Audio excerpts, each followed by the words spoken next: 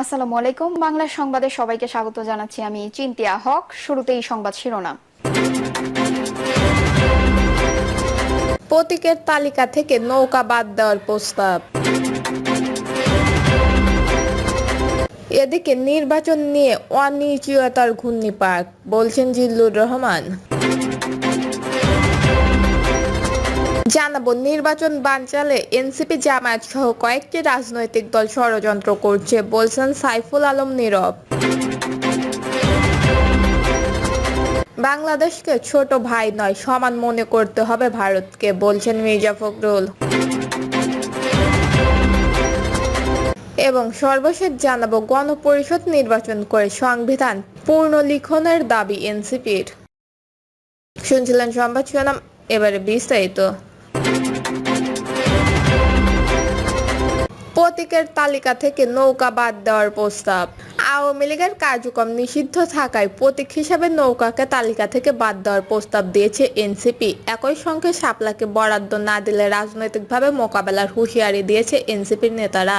এই সময় তিনি বলেন, আইনগতভাবে শাপলা পেতে বাধা নেই, বাধা এলে রাজনৈতিকভাবে লড়াই করার ঘোষণাও দেন তিনি। ইসি পুনর্গঠন করা জরুরি জানিয়ে এনসিপির এই নেতা বলেন, নির্বাচনের আগেই তা করতে হবে। এ সময় আওয়ামী লীগের কার্যক্রম স্থগিতের পরও কমিশন নৌকা প্রতীক বহালের সমালোচনা করে এটিকে বাতিলের দাবি করে দলটি। বৈঠকে দল নিবন্ধনের অগ্রগতি ও প্রবাসী ভোট নিয়ে আলোচনা হলেও দলটির প্রত্যাশিত শাপলা প্রতীকের বিষয়ে বিশেষভাবে গুরুত্ব পায়। তিনি বলেন, শাপলাকে জাতীয় প্রতীক বলে যে অপব্যাখ্যা ছড়ানো হচ্ছে তা ঠিক নয়। নিবন্ধনের শর্ত পূরণ করে শাপলা প্রতীকেই নিবন্ধন পেতে আশাবাদী এনসিপি বলে জানায় দলের কেন্দ্রীয় নেতারা।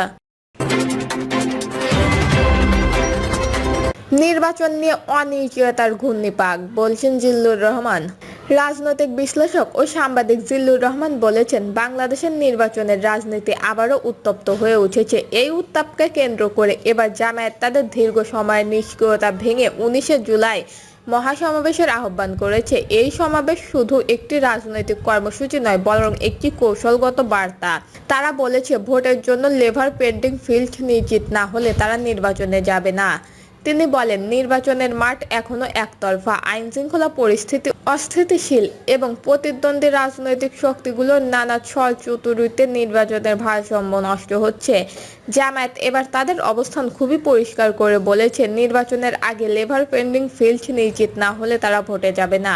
তারা ডিসি, এসপি, মাঠ প্রশাসনকে ব্যাপক রদ বদলের দাবি জানাচ্ছে। ভোটার তালিকা এখনো হালনাগাদ হয়নি। শুধু নিজেরাই নয়, সম্ভাব্য দল এবং জোটগুলোকেও এই দাবি আদায়ের লড়াইয়ে যুক্ত করতে যাচ্ছে তারা। জামায়াত নিরাপত্তা, ভোটের পরিবেশ, সমান সুযোগ এবং মৌলিক সংস্কার, এই তিনটি শর্তই বরাবর উচ্চারণ করছে। নির্বাচন কমিশনের প্রস্তুতি, নির্বাচনকালীন প্রশাসনিক কাঠামো, সহিংসতা ও অপশক্তির নিয়ন্ত্রণ, সবকিছুতেই তাদের প্রশ্ন। এই প্রশ্নের উত্তর না মিললে তারা নির্বাচনে অংশগ্রহণ নিয়ে তৃতীয়বার ভাববে না বলেও ইঙ্গিত দিচ্ছে। এই সমাবেশ শুধু দলীয় শক্তি নয়, তারা তাদের রাজনৈতিক বার্তা সবার সামনে নিয়ে আসতে চান। এজন্য তারা বিএনপি, এনসিপি, ইসলামী আন্দোলন সহ ফ্যাসিস্ট বিরোধী সব রাজনৈতিক শক্তিকে আমন্ত্রণ জানাচ্ছে। জামায়াত চাইছে এই সমাবেশ হোক একটা সম্মিলিত বার্তা। দেশের বিভিন্ন এলাকায় সহিংসতা, রাজনৈতিক ও হত্যা এবং আইনশৃঙ্খলা পরিস্থিতির অবনতির খবর প্রতিনিয়তই আসছে। এই সবের মধ্যে সবচেয়ে বড় প্রশ্ন হলো, নির্বাচন হবে কিনা, আর হলেও সেটা কাদের অংশগ্রহণ কতটা গ্রহণযোগ্য হবে। জামায়াত তাদের অবস্থা স্পষ্ট করেছে, এখন দেখার বিষয় অন্যরা কিভাবে সাড়া দেয়। আর সরকার ও নির্বাচন কমিশন এই প্রশ্নের জবাব দিতে প্রস্তুত কিনা। যতদিন এগোচ্ছে, নির্বাচন শুধু সময়ের হিসাব নয়, এটি হয়ে উঠছে ন্যায্যতা, সাহসের এবং জবাবদিহির লড়াই। তবে একথা ঠিক, পরিস্থিতি যেদিকে যাচ্ছে তাতে নির্বাচন হয় খুব নিকটবর্তী অথবা দূরবর্তী। মাঝামাঝি যারা যে স্বপ্ন দেখছে বা যে মাসগুলোর কথা উচ্চারিত হচ্ছে, ফেব্রুয়ারি, এপ্রিল, জুন, আমার মনে হয় না নির্বাচন এই মাসগুলোতে হবে। হয় নির্বাচন অনেক আগে হবে, না হয় নির্বাচন অনেক পরে হবে। রাজনৈতিক বাস্তবতা সে কথাই বলছে। নির্বাচন বানচালে এনসিপি, জামায়াত সহ কয়েকটি রাজনৈতিক দল ষড়যন্ত্র করছে, বলছেন সাইফুল আলম নীরব।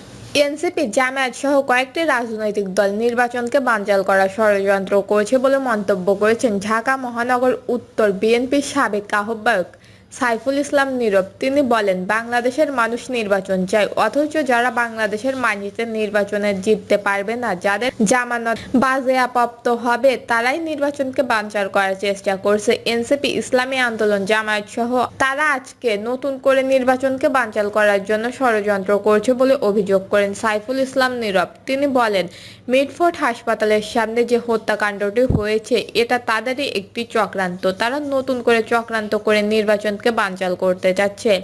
তিনি বলেন, আমাদের নেতা তারেক রহমান বলেছেন, কোনো চাঁদাবাজ, দখলবাজ, মাদক ব্যবসায়ী ও সন্ত্রাসের জায়গা বিএনপিতে নেই। এই চাঁদাবাজদের ছাই কোনো দিনও বিএনপিতে হবে না। তিনি আরো বলেন, তারেক রহমানের নেতৃত্বে বাংলাদেশ একটি সুন্দর রাষ্ট্র, স্বনির্ভর রাষ্ট্র হিসেবে প্রতিষ্ঠা করব। মানুষের গণতন্ত্র, কথা বলার অধিকার ফিরিয়ে দেব। আমরা সেই শপথ নিচ্ছি, ইনশাল্লাহ।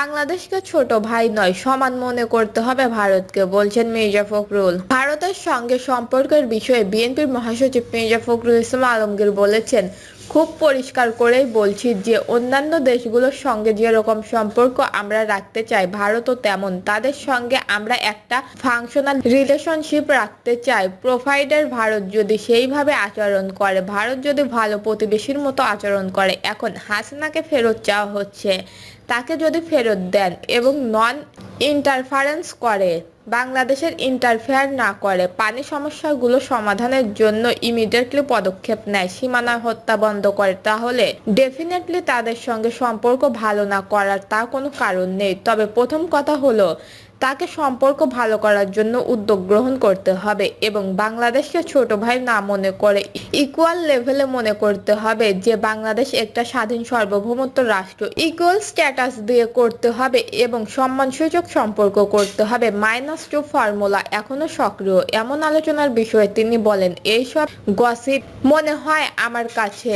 আমাদের দুর্ভাগ্য, বাংলাদেশের মানুষ একটু গল্প করতে পছন্দ করে, তর্ক করতে পছন্দ করে, আড্ডা মারতে পছন্দ করে। এগুলো বাংলাদেশের মানুষের দীর্ঘকালীন চারিত্রিক বৈশিষ্ট্য।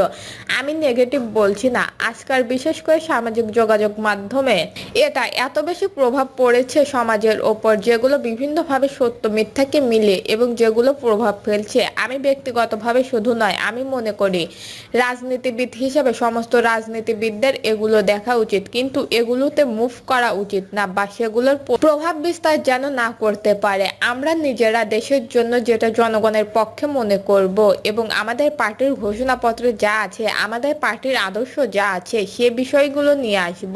এটাই তো স্বাভাবিক, কারণ সংস্কার কমিশনের মিটিং এ বিভিন্ন দল বিভিন্ন কথা বলে। আমরা আশা করি 2026 সালের ফেব্রুয়ারির মধ্যে নির্বাচন হয়ে যাবে। নির্বাচন হয়ে গেলে রাজনৈতিক যে সমস্যাগুলো আছে সেই সমস্যাগুলো এবং একই সঙ্গে ঘনিষ্ঠভাবে জড়িত অর্থনৈতিক সমস্যাও সমাধান হবে। গণপরিষদ নির্বাচন করে সংবিধান পুনর্লিখনের দাবি এনসিপির। গণপরিষদ নির্বাচনের মাধ্যমে সংবিধান সংশোধন ও নতুন করে সংবিধান লেখার দাবি জানিয়েছে জাতীয় নাগরিক পার্টি।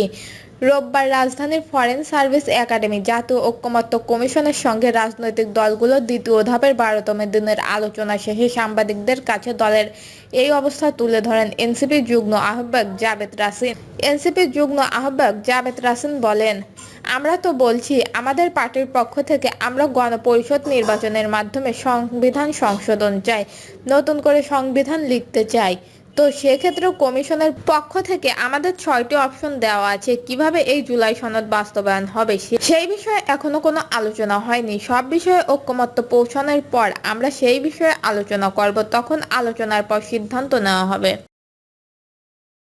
দর্শক, এই ছিল এখনকার সর্বশেষ নিউজটি ভালো লাগলে একটি লাইক দিন, কমেন্টে আপনার মতামত জানান এবং আমাদের পাশে থাকার জন্য বেল বাটনটি অন করে রাখুন। ধন্যবাদ।